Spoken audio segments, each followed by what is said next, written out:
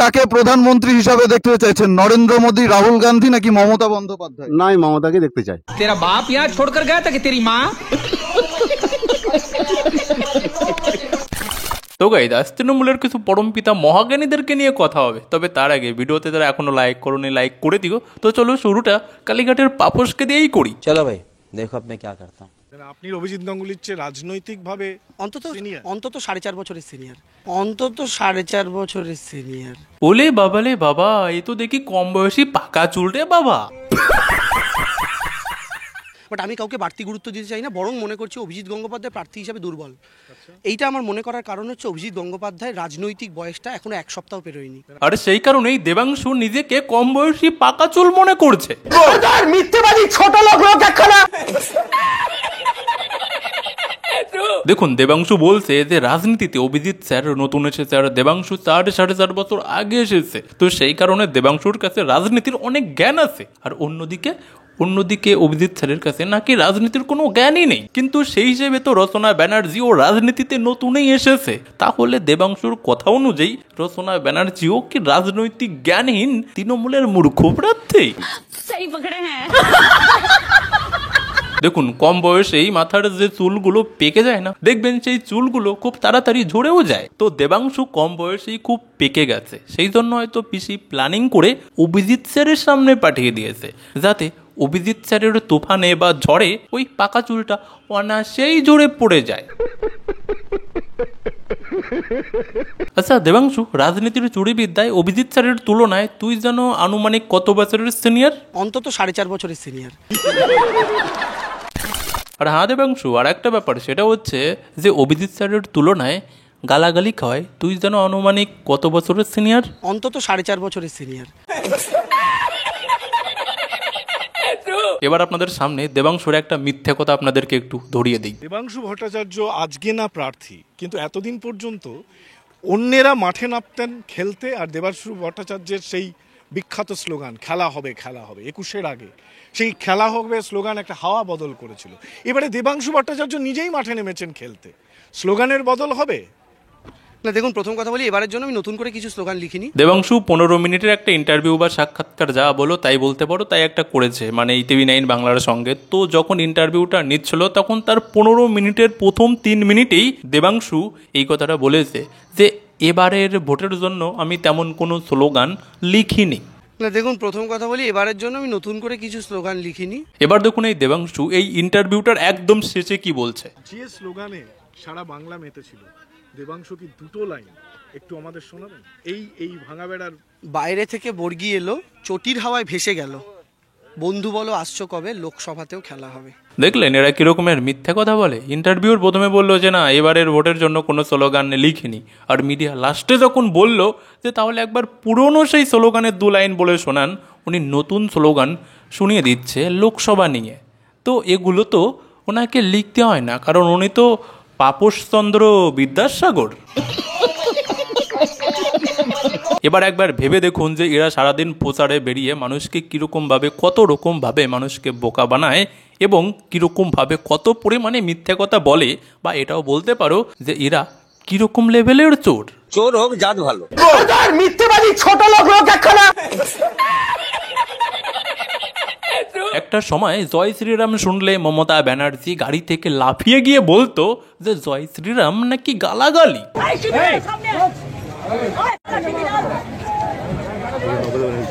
দেখো, ভদ্রতার একটা লিমিট আছে। আমি আমার গাড়ি রাস্তা দিয়ে যাচ্ছি, সাহস কত বড় বিজেপির ফ্যাক্টরি বেঁধে আমাকে গালাগালি দিচ্ছে দাঁড়িয়ে, আরও একটা সময় মমতা ব্যানার্জি জয় শ্রীরাম শুনে ভিক্টোরিয়া মেমোরিয়াল হল থেকে প্রধানমন্ত্রীর সামনে পর্যন্ত রেগে ফায়ার হয়ে তার ভাষণ বন্ধ করে দিয়েছিল। अब हम स्वागत करना चाहेंगे माननीय मुख्यमंत्री ममता बनर्जी का मंच पर।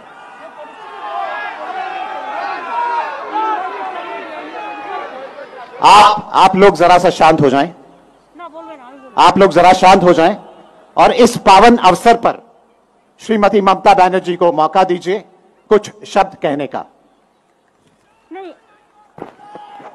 नहीं, मेरे को तो लगता है कि गवर्नमेंट का प्रोग्राम का कोई डिग्निटी होना चाहिए। मैं तो आभारी हूं प्रधानमंत्री जी का कल्चरल मिनिस्ट्री का कि आप लोगों ने कोलकाता में प्रोग्राम बनाया, लेकिन किसी को आमंत्रण करके निमंत्रित करके उसको बेइज्जत करना ये आपको शोभा नहीं देता है। उसको बेइज्जत करना ये आपको शोभा नहीं देता है।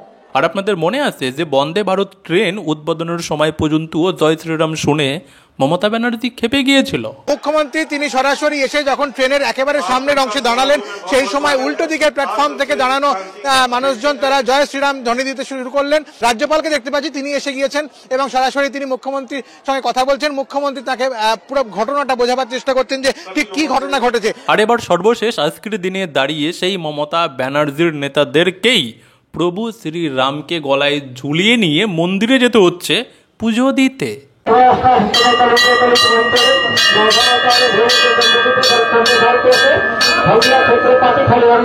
बहुत मनुष्य लग रहे हो, मत करो, रहने दो, बहुत बुरे लग रहे हो। तौबा तौबा तौबा, सारा मूड खराब कर दिया। দেখুন, রাম মন্দির উদ্বোধনের সময় পুরো ভারতবর্ষে রাম মন্দির নিয়ে এক প্রকারের ঝড় উঠে গেছিল। সেই সময় পর্যন্ত এই সমস্ত লোকেরা বা তৃণমূলের লোকেরা রাম মন্দির নিয়ে একটা পোস্ট পর্যন্ত করেনি। আর যারা এতদিন রাম মন্দির নিয়ে বিরোধিতা করে এসছে বা যাদের এতদিন রামের নাম শুনলেই গালাগালি মনে হতো, আজকে সেই দলের নেতা নেত্রীরাই প্রভু শ্রীরামের গলায় ঝুলিয়ে নিয়ে এরকমভাবে মন্দিরে পুজো দিতে যাচ্ছে। তাদের লজ্জা লাগছে না? দেখুন, আমি শ্রী প্রভু রামের কাছে একটা কথাই বলতে চাই, হে প্রভু শ্রীরাম, তুমি সব কিছু দেখতে পাচ্ছ, সব কিছু দেখছো, এবার এদের বিচারটা সময় মতো করে দিও। মহুয়া, আজকে ইডি আপনাকে ডেকেছে, আপনি গেলেন না কেন? এই মহারানীর ব্যাপারে আশা করি আপনাদেরকে নতুন করে কোনো কিছু বলার প্রয়োজন নেই, তো সেই জন্য কোনো পুরনো ব্যাপার নিয়ে কোনো কথা বলবো না, সোজা আজকের বিষয়ের আসল বিষয়ে আসি। মহুয়া, আজকে ইডি আপনাকে ডেকেছে, আপনি গেলেন না কেন? কোথাও গিয়ে কি ভয় পাচ্ছেন যেই কারণের জন্য আপনি গেলেন না? বারংবার তো আপনি বলেছেন যে নিজেকে প্রমাণ করবেন, তারপরেও কেন গেলেন? আজকে চুপ কেন? গতকালকে মহুয়াকে ইডি ডেকেছিল, তো মহুয়া যায়নি, তো সেই কারণে মিডিয়া প্রশ্ন করেছে। আর মহুয়ার অহংকারী ভাবটা একবার দেখেছেন?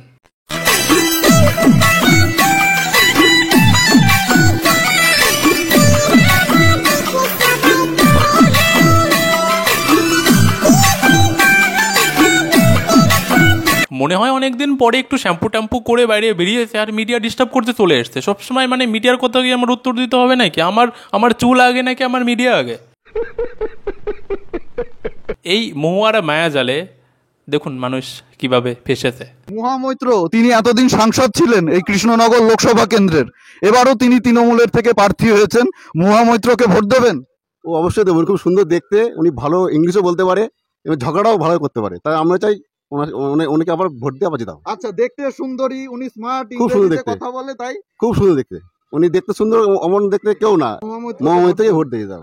এ তো পুরো মহুয়ার মায়াজালে আটকে পড়েছে। আর এরকম মায়াজালে শুধু মহুয়ার কেন্দ্রেই পড়েনি, এরকম বাংলা জুড়ে খুঁজে দেখলে হাজার হাজার লক্ষ লক্ষ এরকমের টাইপের লোক হয়তো আপনারা পেয়ে যাবেন, যে প্রার্থী ভোটে দাঁড়িয়ে সে কি করবে সেটা ম্যাটার নয়, ম্যাটার এটা যে দেখতে কেমন, দেখতে ভালো হলেই।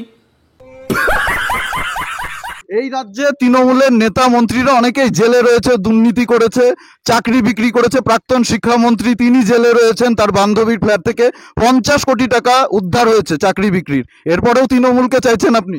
সে করুক, আমরা তো কিছু পাই মাঝে মাঝে, নাকি? সে করুক গা। তার মানে আপনি বলতে চাইছেন চুরি করুক, আপনিও পাচ্ছেন? আমিও পাচ্ছি, রাজ্যে কিছু দেখে লাভ নেই, আমরা ওরা পাচ্ছে, আমরাও পাচ্ছি। এটা কোনো বড় ম্যাটার নয় যে কে চুরি করলো না করলো, বাংলা কিভাবে চলবে না চলবে, ওটা সত্যি আজকের দিনেও দাঁড়িয়ে বাংলার প্রচুর লোকের কাছে কোনো ম্যাটার নয়, কারণ ওরা খাচ্ছে, আমাদেরকেও তো দিচ্ছে, ওটাই তো ম্যাটার যে হ্যাঁ আমরাও পাচ্ছি। ভাগ করে খাওয়ার চেষ্টা করো, একা সব খাবো হয় না। আবার নাকি মমতা ব্যানার্জিকে দেশের প্রধানমন্ত্রী হিসেবেও দেখতে চায়। কাকে প্রধানমন্ত্রী হিসাবে দেখতে চাইছেন? নরেন্দ্র মোদী, রাহুল গান্ধী নাকি মমতা বন্দ্যোপাধ্যায়? নাই, মমতাকে দেখতে চাই। মমতাকে চাইছেন? মমতাকে। এই রাজ্যে 42টি লোকসভা কেন্দ্র রয়েছে, তৃণমূল যদি 42টি লোকসভা কেন্দ্রে জিতে যায় তাহলে কি মমতা বন্দ্যোপাধ্যায় প্রধানমন্ত্রী হতে পারবেন, এটা আপনি মনে করেন? সেটা বলতে পারছি না, সেটা আপনি জানেন না। সেটা আমি বলতে পারবো না হবে কিনা, কিন্তু মমতাই প্রধানমন্ত্রী হয় এটাই। দেখুন, এরকম একজন দুজন নয়, আমাদের বাংলায় এরকম লক্ষ লক্ষ লোক রয়েছে যারা আজও জানে না যে একজন প্রধানমন্ত্রী হতে গেলে অ্যাকচুয়ালি কি কি প্রয়োজন থাকে। তো আজকের মতো ভিডিওটা এখানেই শেষ করলাম। আর যারা এখনো লাইক করোনি লাইকটা করে দিও, আর ভিডিওর ব্যাপারে কিছু বলার থাকলে কমেন্ট বক্সে লিখে জানিও। আর হ্যাঁ, যারা গত ভিডিওটা দেখোনি পাশে দিলাম, অবশ্যই গিয়ে দেখো, দারুণ ইন্টারেস্টিং লাগবে।